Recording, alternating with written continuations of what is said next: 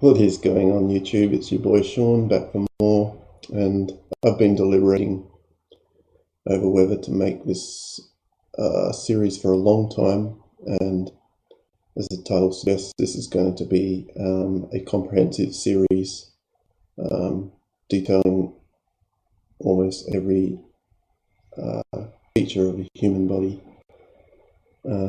It'll be broken down into smaller videos so they're more easily digestible.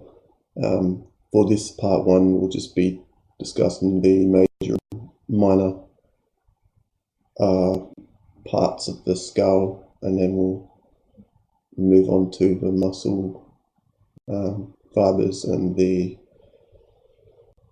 arteries and veins in the skull, and then from there we'll proceed to other parts of the body. So I hope you enjoy, and let's get started. So before we get into the guts of things, guys, I need to mention just a couple of things. First off, the software that you see before you is Pixologic ZBrush, for anyone who's interested, and the model that I'm using is from Ryan Kingsline. You can see his web address on screen at the moment. So with that said, let's get started talking about the bones in the cranium. Okay. So just zoom in here for you guys so you can see the coloured model that I've set up before I started this recording.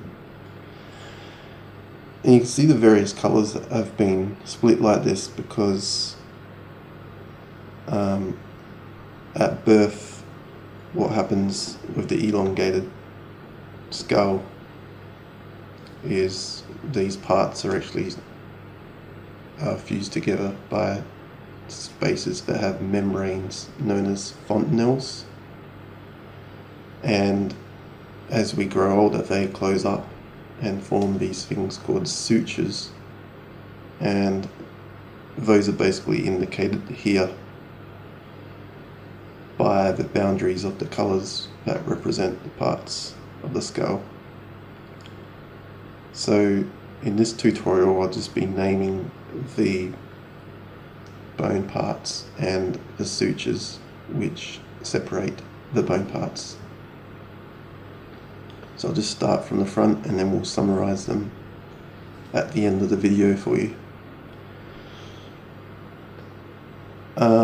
This bit on the front here is known as the frontal bone. That is a pretty straightforward name for a bone that sits on the front of the face, and it's named so because the plane, when you're looking at it from the front here, is the frontal plane. The plane that goes down the middle of the cranium there is the mid-sagittal plane, and most of my viewers should be familiar with those planes. If not, I'm not actually covering that stuff here. This darkened bone here is the parietal bone, or parietal bone. It has a left and a right part. What I haven't indicated in here, the invisible sagittal suture. Okay. And the suture, which I forgot to mention this before, separating the frontal and the parietal bones, is the coronal suture. Okay. This little bone, ZBrush likes to save my file when I'm talking, thank you ZBrush, is the nasal bone, so called because it covers the nasal cavity. In the eye socket, you'll see several colours in there that I've purposely put in there to indicate this small bone here is the ethmoid bone. In this tight space, the corner here, we have the lacrimal bone, and back here you'll see parts of a larger bone which extends underneath the skull, which I'll show in just a second.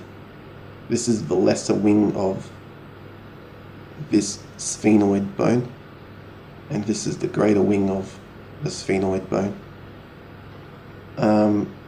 I must point out that this model is very incomplete in that it doesn't show holes in certain parts of the model, so I've had to indicate that by the black paint.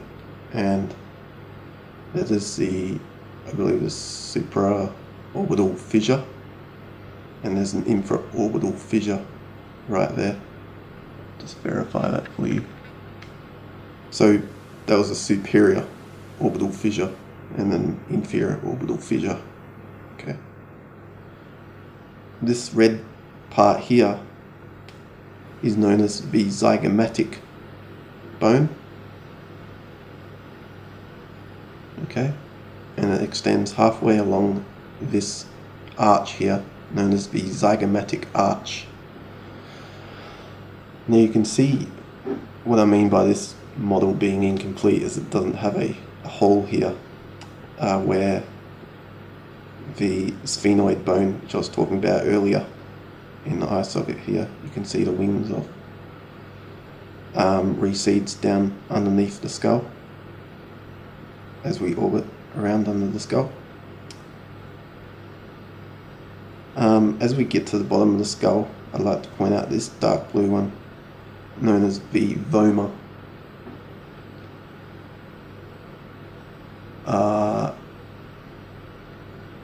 This perpendicular plate of the vomer is noticeable on the nasal septum there, from the anterior aspect of the skull. This large brown part is known as the maxilla, and this is where the name maxillofacial surgery comes from.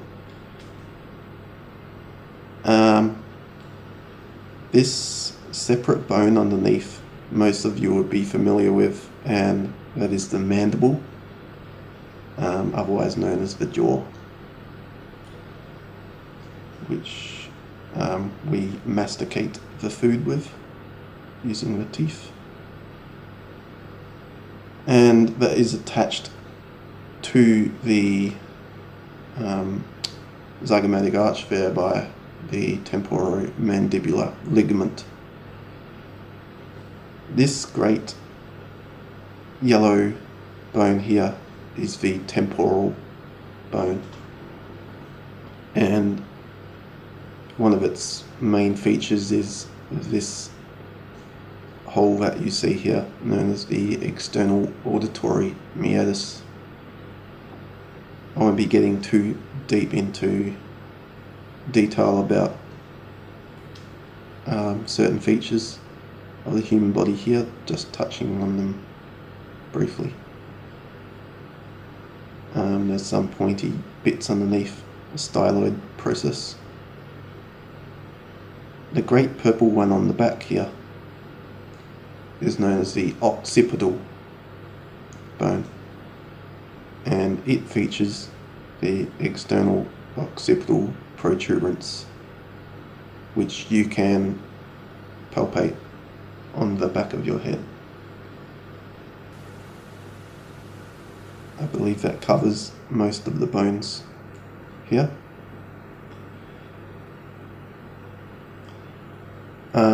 Just going over and seeing if we've talked about the sutures. The lambdoid suture, which goes around the boundaries of the occipital bone there, the temporal bone, and the parietal bone. This one that separates the sphenoid bone, the temporal bone, and the parietal bone is the squamous suture.